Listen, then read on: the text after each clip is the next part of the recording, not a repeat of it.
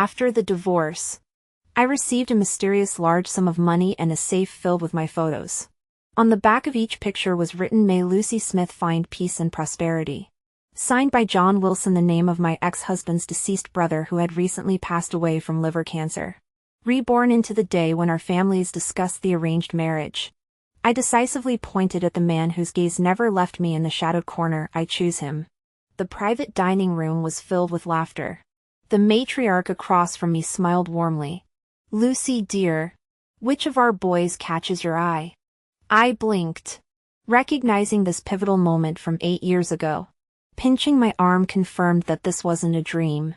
Before I could answer, the nauseatingly familiar voice spoke, "Aunt and uncle. Lucy and I truly love each other."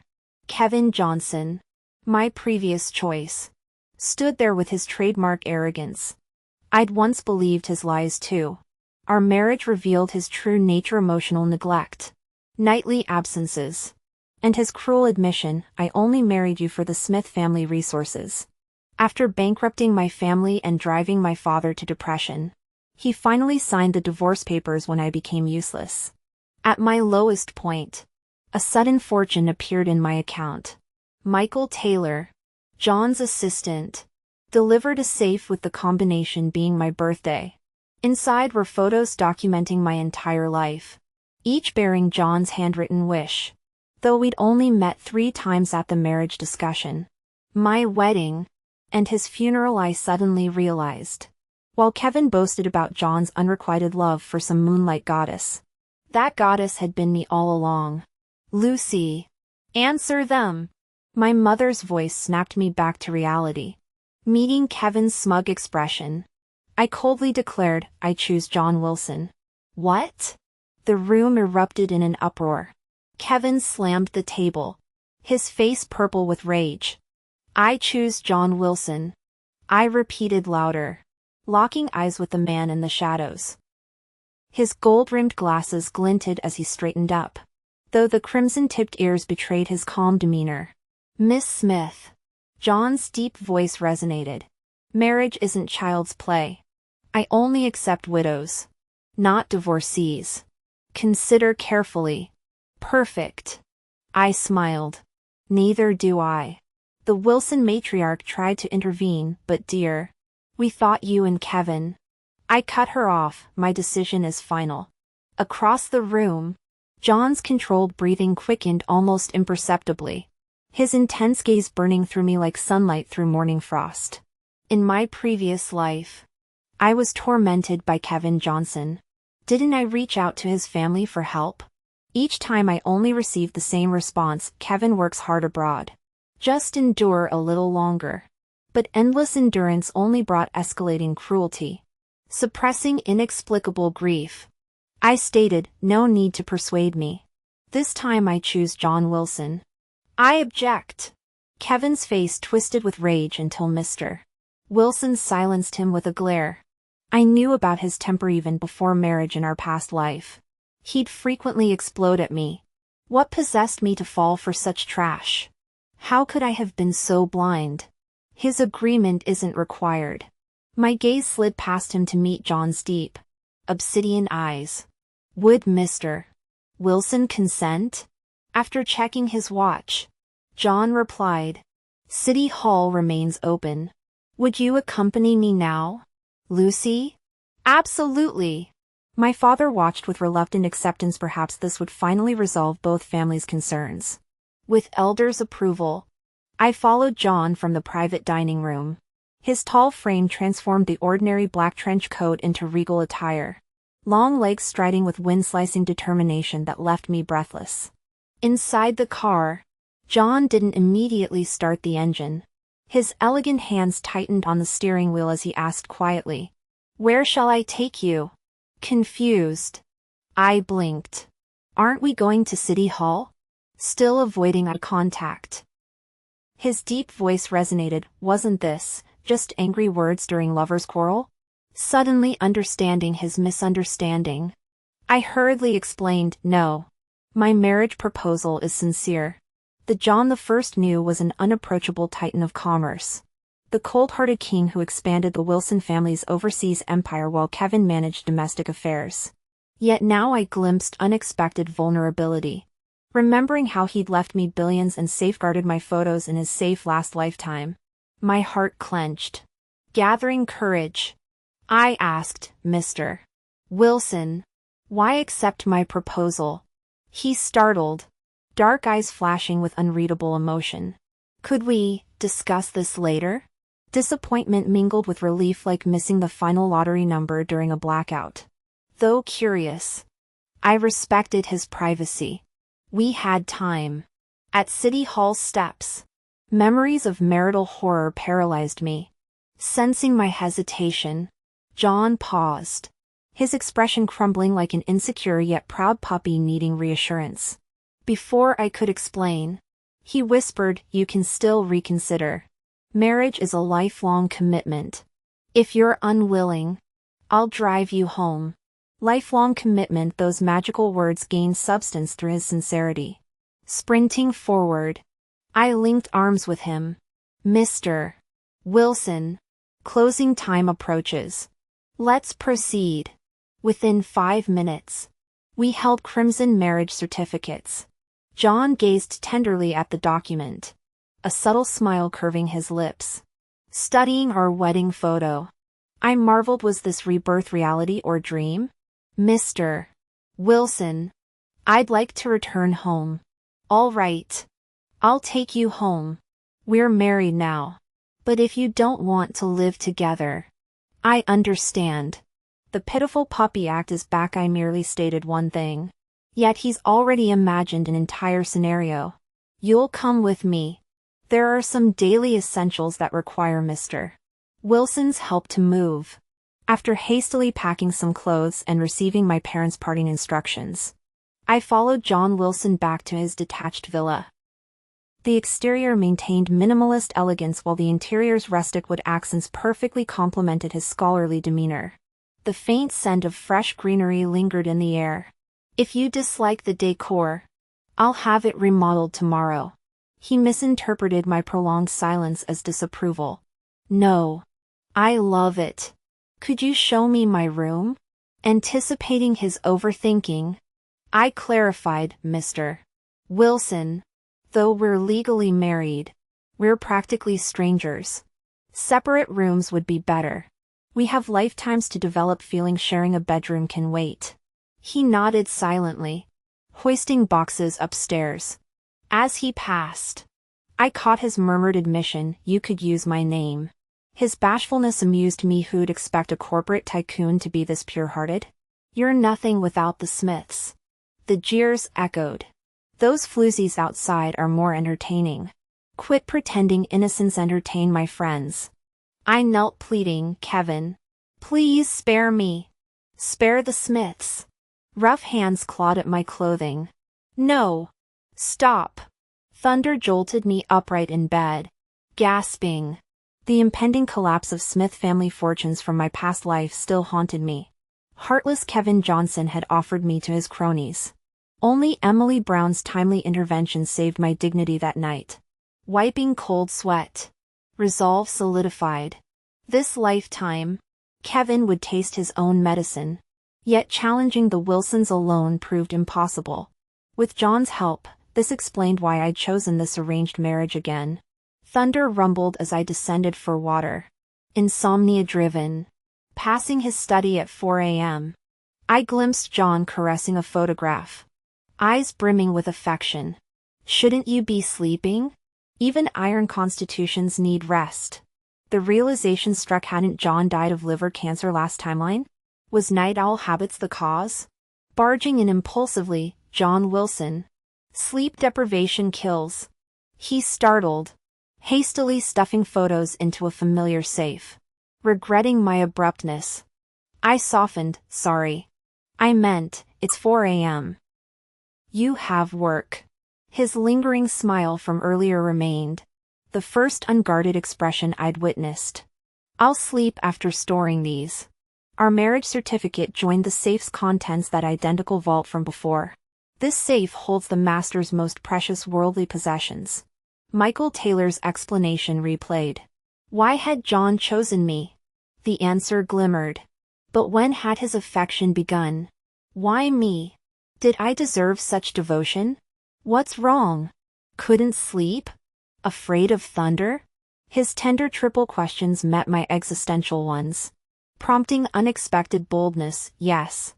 I'm scared. I want you to stay with me. After receiving John Wilson's affirmative response, Lucy didn't hesitate. Following him back to the bedroom, she desperately wanted to slap her earlier talkative self. The separate sleeping arrangement had been her idea. Yet here she was requesting to share a bed. She wondered what John must think of her inconsistency. Upon entering, Lucy gasped at the vibrant red bedding adorned with wedding symbols. Sunflowers, her favorite flowers, flanked the bed. John had transformed the room into a bridal suite. Had she not come, she'd have never discovered his thoughtful gesture. Meeting his gaze, she noticed his cheeks flushing as he nervously tugged his shirt hem like a child caught hiding candy. The staff decorated this afternoon, he mumbled. Lucy's throat tightened. Their marriage stemmed from guilt and hidden agendas. This kind man deserved better than her half-hearted commitment. Misreading her silence as disapproval, John hurriedly offered, "You take the bed. I'll keep watch." "Thank you," she whispered, emotions clogging her throat. That night, protected by John's presence, Lucy slept soundly without nightmares for the first time in memory. Morning found only the butler and housekeeper cleaning. The housekeeper beamed. "Mrs. Wilson, you're lovelier than your photos." When the butler tried shushing her, she continued proudly, "Mr. Wilson often smiles at your picture." Lucy flushed as the housekeeper added, "There's a sunflower field out back that he planted himself. Would you like to see?" Tears welled as Lucy wandered through the golden sea of sunflower symbols of silent devotion. Dialing with trembling hands, she choked out, "John, I need to see you." His warm voice soothed, "Be good. I'll come home right away." Background voices hinted at interrupted business meetings. Wiping her tears, Lucy sat among the blossoms until footsteps approached. Her joyful John died as Kevin Johnson materialized. "Lucy," he crooned, reaching to embrace her. Struggling free, she stumbled backward into his arms just as a tall figure appeared at the garden's edge. By the time I steadied myself, the figure had vanished. An ominous feeling crept over me. He must be furious. Meanwhile, Kevin Johnson kept rambling, "You still love me, right?" How dare he speak of love? I wanted to tear him apart limb by limb. "Get lost. I'm legally married to John Wilson. Stop bothering me." Shoving him away, I ignored my throbbing ankle and rushed towards the house. Before entering, the sound of shattering objects from the second floor reached me. A familiar figure hurried towards me. Michael Taylor, John's assistant, I remembered from my previous life. "Mrs. Wilson, Mr. Wilson's having an episode. I've called the family physician. Please keep your distance for safety." I shook my head. "He's my husband. I'm not afraid." Pushing the door open, I found chaos everywhere except the sunflowers by the bed remained untouched. John stood with his back to me, an object poised to throw as he roared, "Get out." The missile flew past my shoulder at the last moment. Unharmed but frantic, John closed the distance between us in 3 strides. His trembling hands hovered near me, afraid to touch. Those wide, watery eyes stared pitifully, flickering with silent pleas and abandonment fears. "Why were you angry?" Silence. "Because you saw me with Kevin?" A slight nod. "He tried to grab me. I dodged and lost balance, accidentally catching him. Nothing happened. Understand?" Another nod, the veins in his neck relaxing, gently cupping his face. I murmured, "Next time, talk to me first instead of brooding alone. Promise?" "Promise." "Any injuries?" He extended his hand like a child showing a scraped knee. It hurts. No more throwing things. Okay. Outside. The doctor and Michael embraced dramatically. Medical miracle. Someone actually outdoes sedatives. I rolled my eyes. From John's physician, I learned about his bipolar disorder rooted in childhood. As the Wilson family heir, he'd borne crushing responsibilities while Kevin enjoyed freedom. In my past life, John single-handedly managed domestic operations before expanding overseas after our marriage, always alone. This knowledge deepened my hatred for Kevin. The man deserved prison for his crimes. But exposing him might hurt the Wilsons. I needed John's counsel. During our evening walk, I ventured, "John, what would you do if family members committed crimes?" He stopped abruptly, those adoring eyes assuring me through their gaze whatever happened, he'd be my unwavering protector.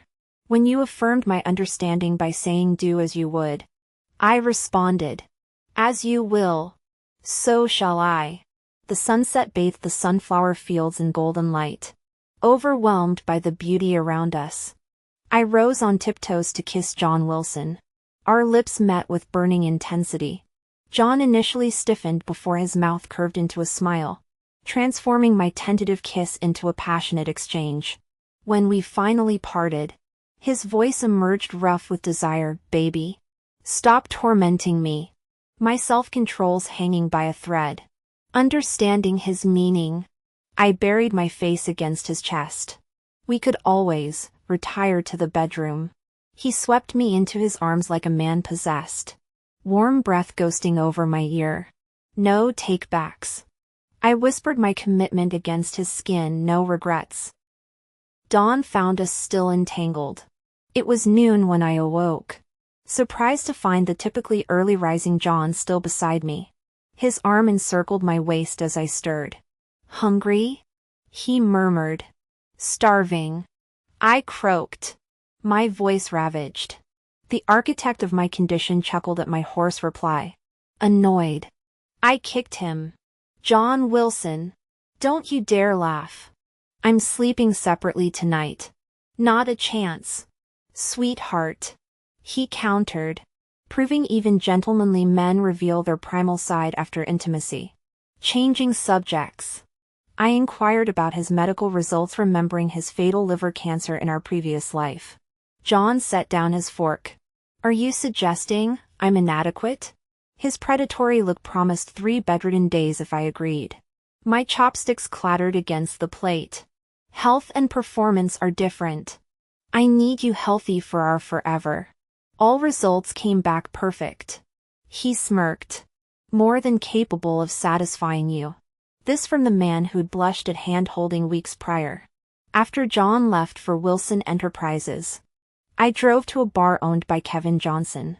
This establishment housed his illegal operations, though I couldn't recall the exact location, hence enduring this meeting.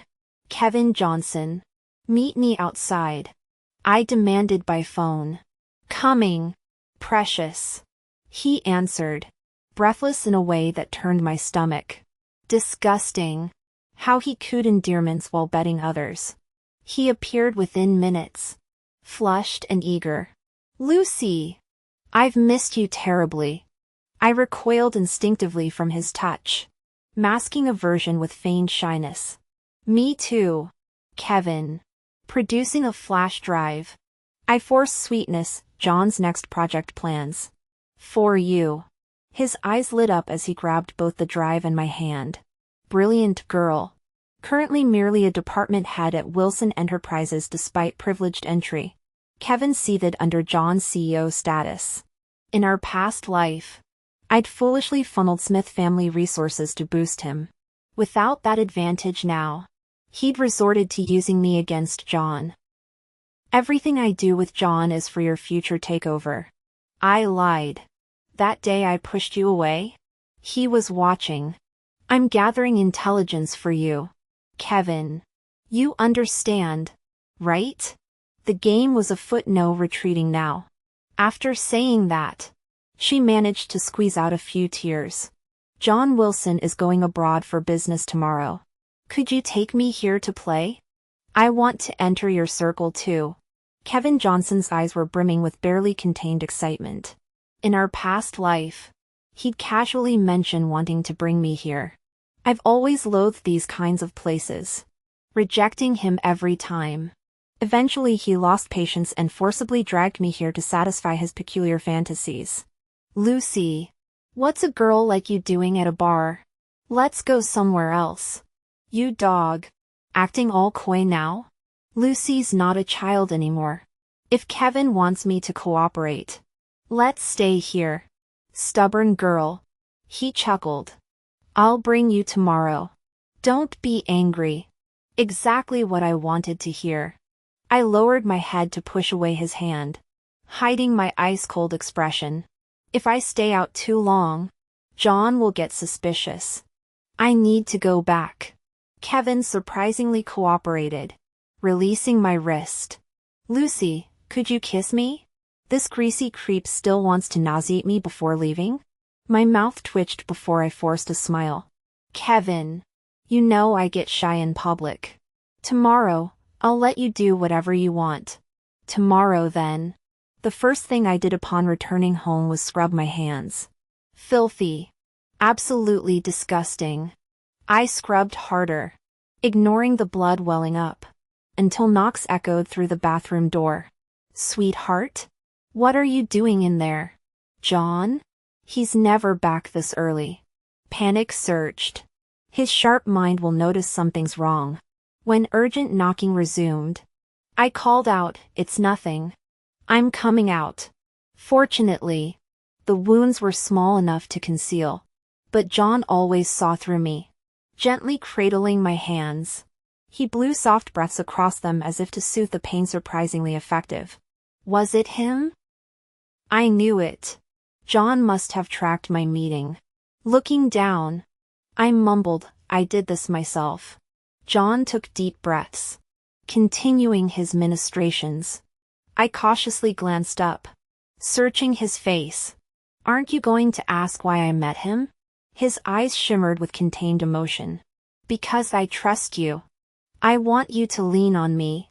Share your burdens. Lean on me. The dam broke. Since Rebirth, I'd been clutching fraying nerves, terrified of repeating history. Of vulnerability. Of abandonment. Yet always, John appeared at the cliff's edge whispering, "Hold tight. I'll pull you up." Through tears, I confessed everything: the rebirth, forced marriage to Kevin, the near assault. I'd considered hiding the shameful parts, fearing his rejection. Now I needed him to embrace all of me, light and shadow. John comforted me while tears streaked his own face. "I'm sorry I wasn't brave enough to confess sooner. Sorry you suffered this." Wiping his tears, I whispered, "Thank Providence for this second chance." Suddenly, murderous intent flashed in John's eyes. "It's time to clean house. I won't interfere with your plans, but follow my arrangements." "Yes, sir."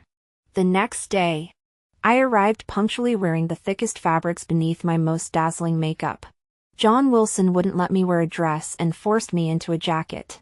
When Kevin Johnson first saw me, he looked stunned. "Lucy, are you cold?" I forced a smile. "I'm on cold medicine." Chills. Disdain flashed in Kevin's eyes. "Who wears a white tee and jeans to a club? You'll warm up inside," he said impatiently, wrapping his arm around my waist as we entered. Kevin guided me through 3 corridors until we faced a blank wall. He pressed the dragon head relief hard.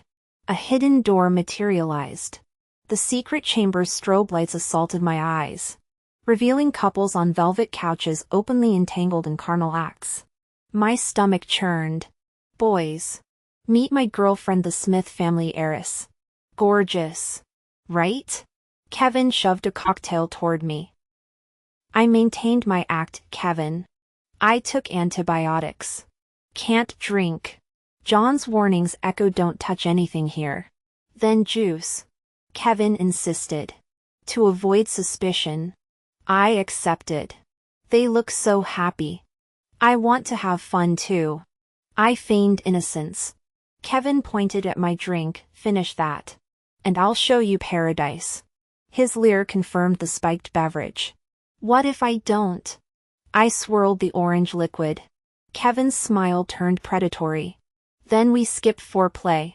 He threw me onto the couch. Fumbling with his belt as onlookers jeered, "The Smith princess needs taming. Show us your skills." Kev. I remained calm, knowing Emily Brown and John were breaching the door. Right on cue. Emily's battle cry rang out, "Get your filthy hands off my girl." My attacker went flying. More punches rained down until Kevin lay motionless. John stormed in, crushing me against his Armani suit. "Lucy Smith. You planned this. I love when you lose control." I whispered. Truthfully, I delayed the raid signal intentionally to torment him. Emily fake gagged. "Get a room." "Thanks. Repay me by making godchildren." "I'll train them to." Her rant dissolved as groans came from the corner. John kicked Kevin's ribs twice. "You disgrace the Wilson name with this den. The tax evasion evidence is already with police." Kevin wheezed, "Father will protect me." Pathetic. Everyone knew the Wilsons disowned him months ago. Their century-old code of honor tolerated no black sheep. Father's final words, "You're no Wilson." When Kevin tried protesting, Emily snapped, "Shut him up." Guards dragged him away as relief flooded me. Mission accomplished. Yet this hard-won peace felt surreal. Thankfully, I have a hopeless romantic husband who turns fantasies into reality. "Honey, what's our next mission?" "Get married and have a baby." The wedding arrived as scheduled. In the days leading up to it, John kept every detail secret, refusing to give me even a hint. When the day finally came, I stood arm in arm with my father, waiting for the grand doors to swing open. The wedding march began playing. The venue was entirely decorated with sunflowers, looking like a scene straight out of a Renaissance painting. Recognizing the identical setup from my previous life, I suddenly realized John had personally arranged both ceremonies. Tears streamed down my face. How could I have been so blind to his unwavering devotion all this time? During his vows, John gazed at me with adoration and shouted, "Lucy, I want your entire life to be blessed with peace and joy. Let the whole world hear this." His playful antics made me laugh through my tears. I whispered, "Lower your head, this part is just for you." He obediently bent down, ears tilted toward me. "Promise me you'll live well." I breathed. Epilogue, patient regaining consciousness. Blinking against the harsh lights, I gradually became aware of my surroundings. A booming voice echoed across the hospital room, "Mr. Wilson, you're awake. The doctors said you'd lost the will to live." But I knew better. Michael had always been excitable. After years of being around Lucy, I'd grown fond of such lively energy. "Where's my wife?" Michael's grin vanished instantly. He stared at his shoes before mumbling, "Sir, you're not married." "What nonsense!" I croaked. "If I weren't bedridden, I'd fire you for this joke." "Since when do you forget, Mrs.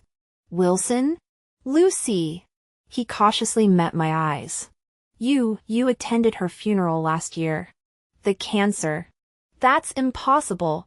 My voice cracked. "We just got married. She was right here." Telling me, my protest faded into silence. The heart monitor beeped wildly as Michael rushed for help. After discharge, I visited the prison. "Brother, I was wrong." Kevin wept crocodile tears through the bulletproof glass.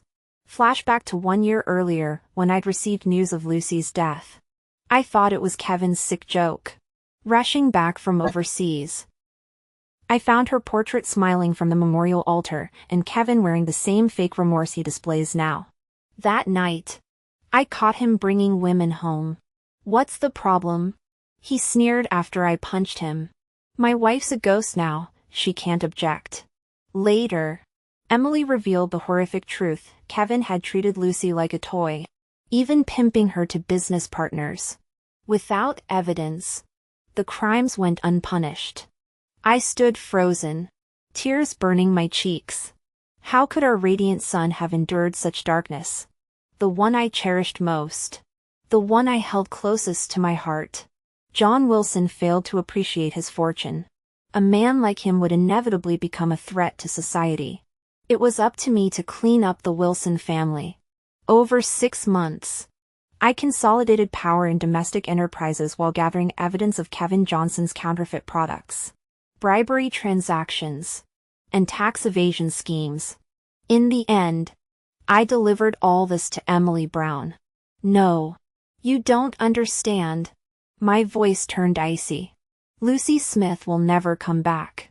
If it weren't for you, she'd still be alive. I'll never forgive anyone who harmed Lucy. Before leaving, I gave him his final verdict: you'll spend the rest of your life repenting behind bars. At twilight, I returned to the sunflower field and sat where Lucy had once sat in my dreams. Memories flooding back. I first met 10-year-old Lucy Smith when I was 15 and confined to the hospital. That first encounter found me staring blankly at a bench when a little girl clutching sunflowers tumbled dramatically at my feet. I moved away coldly and watched her scramble up, hands on hips. She demanded, "Why didn't you help me?" Ignoring her, I moved to another bench. Undeterred, she followed. "You're sick and weak, aren't you?" Her naive kindness almost made me laugh. "Here." She thrust the sunflowers at me. "Get well soon." When I refused, she simply left them beside me before skipping away. The next day, I found myself waiting at our bench. True to her nature, she reappeared with golden blooms. By the third day, anticipation welled up in my chest. When she finally arrived late one afternoon, her cheerful "feeling better, big brother?" made me nod instinctively. She immediately handed over fresh flowers. "For your recovery." For a month, I kept our silent meetings. She came whenever it didn't rain, until suddenly she stopped. The hospital staff told me the sunflower girl was Lucy Smith, the daughter of the prominent Smith family. Relief washed over me. Our families moved in the same social circles. We'd meet again. Adolescent longing blossomed into quiet obsession. I watched from the shadows, terrified of scaring her. When our families finally arranged a marriage alliance after years of careful maneuvering on my part, my heart shattered. Why did she choose Kevin Johnson? We'd known each other first. I threw myself into planning their wedding, desperately trying to imagine myself as the groom. Before leaving the country, I secretly photographed Lucy's radiant smile, preserving her happiness frozen in time. The pinch that followed confirmed this wasn't some cruel dream.